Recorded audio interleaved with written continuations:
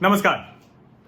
अभी जो सबसे बड़ी चुनौती भारत में महामारी के बाद की है वो चुनौती ये है कि कैसे उन क्षेत्रों में, उन राज्यों के उन जिलों में जहां सबसे ज्यादा प्रवासी मजदूर लौट कर गए हैं, उनको कैसे रोजगार दिया जाए, उनको कैसे कुछ काम दिया जाए जिससे कि वो काम कर सके, उनके पास कुछ रकम आ सके और साथ ही ग्रामीण इलाकों में कुछ बेहतरी भी हो सके, उन राज्यों में कुछ बेहतरी हो सके। और ये भारत सरकार के लिए, राज्य सरकारों के लिए सबसे बड़ी चिंता है।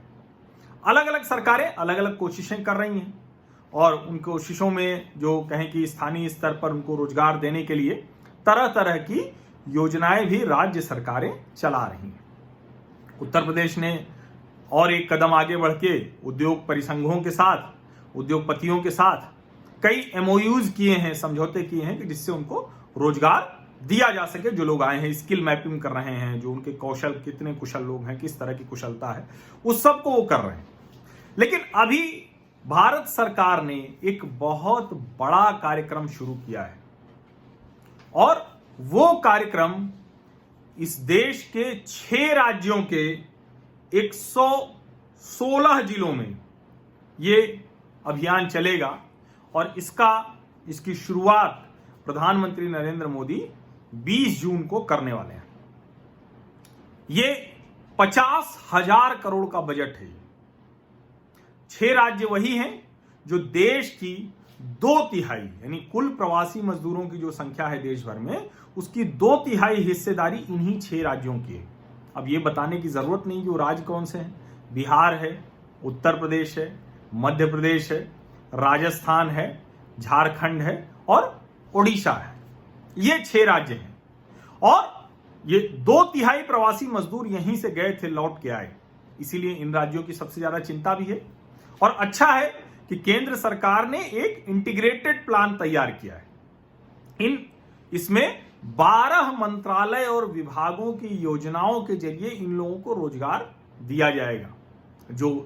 जो भी ये 6 राज्य हैं और उसके जो 116 जिले हैं, उन 116 जिलों में कई जिले ऐसे हैं जो पहले ही एस्पिरेशनल डिस्ट्रिक्ट्स जो सेंट्रल की स्कीम है उसका हिस्सा है। इसकी शुरुआत प्रधानमंत्री नरेंद्र मोदी करेंगे। जाहिर है इस वक्त तो सब कुछ वर्चुअल ही होगा। ये शुरुआत होगी जो बिहार का तेलिहार गांव है, बलदौर प्रखंड में, खगड़िया जिला, यानी बिहार राज्य के खगड़िया जिले के बेलदौर प्रखंड के तेलिहार गांव में यहां ये शुरू किया जाएगा। जाहिर है राज्य के मुख्यमंत्री नीतीश कुमार और उप मुख्यमंत्री सुशील मोदी भी उपस्थित रहेंगे और वैसे भी बिहार में तो चुनाव भी होने वाला है, तो वहां तो ज्यादा फोकस होगा ही। ये भी एक वजह हो सकती है कि बिहार से ही लॉन्च कर रहे हैं। हालांकि कई ऐसी योजनाओं को बिहार से लॉन्च किया गया है, लेकिन इसके अलावा उत्तर प्रदेश, मध्य प्रदेश, राजस्थान, झारखंड और उड़ीसा, इनके भी मुख्यमंत्री इसमें वर्चुअल शामिल होंगे। और इसमें अगर राजनीतिक तौर पर देखें तो मध्य प्रदेश में तो अब भाजपा की सरकार हो गई है, बिहार में वो साझेदार है बराबर की, उत्तर प्रदेश में पूरी सरकार है, राजस्थान में कांग्रेस है, झारखंड में कांग्रेस है, ओडिशा में नवीन पटनायक है। यानी अगर एक तरह से कहें तो 2 राज्यों में पूरी की पूरी भाजपा सरकार है, 2 राज्यों में पूरी की पूरी कांग्रेस एक राज्य में कांग्रेस सरकार है, एक राज्य में कांग्रेस हिस्सेदारी में है, एक राज्य में भाजपा हिस्सेदारी में है और ओडिशा एक राज्य जो बीजू जनता दल के पास है। 125 दिन काम दिया जाएगा। ये जो अभियान है 125 दिन का है पूरा, तो अच्छा है। 125 दिन के लिहाज से अगर आप इसको समझे तो 30 दिन का 1 महीना, 2 महीना, यानी 4 महीने से ज्यादा का अभियान है। मोटा मोटा कहें 4 महीने का अभियान है और यही वो 4 महीने हैं जब देश की सभी आर्थिक गतिविधियों को पटरी पर आने में इतना समय लगने वाला है, ऐसा बताया जा रहा है।